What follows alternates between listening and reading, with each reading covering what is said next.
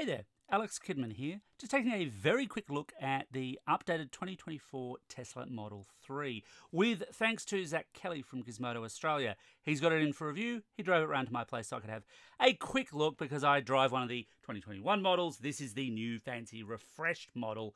I don't want to step on his toes though, because he'll have his full review up in due course, and I will throw a link into that in the description below. You should definitely go and read it.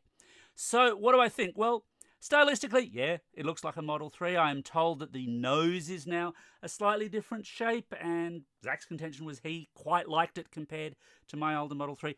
I'll be honest here, I really don't give a stuff.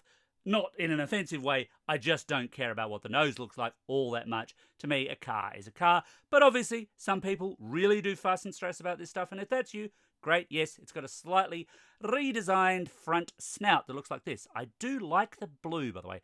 The blue is a rather nice colour, but sadly for me, of course, it costs a bit more, which is why my Tesla is white.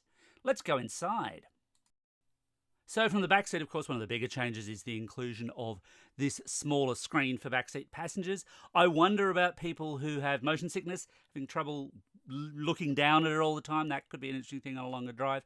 Nice to be able to control a few other functions and features and obviously watch a bit of video.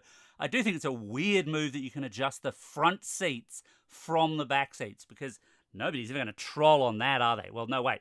They're going to do that all the time. Nice inclusion, not one where I feel like my model is massively worse off for not having it though. In terms of seat comfort, I know some people have complained that the older Model 3s have quite stiff, hard seats. These are definitely a little bit softer, a little bit different. I wasn't really in it long enough to know, front or back, whether or not I felt like it was better or worse. It just sort of was. It is a different feel, and absolutely you should go and have a test drive. Now, what Zach, who's driving, is pointing out here is an interesting one. I might just zoom in on it. And that's the fact that this upper panel here includes gear shifters. So you can select reverse from there. I'm really not sure what problem that's solving, to be honest with you. But it's an automatic. I mean, generally speaking, you are going forward, you're going backward. You know what you're doing. You're not doing that manual thing of going first, second, third, whatever. So I suppose it's there. I just don't feel like it's a big improvement is all. It's just another choice, and one that slightly confuses me. If you want to enlighten me, let me know.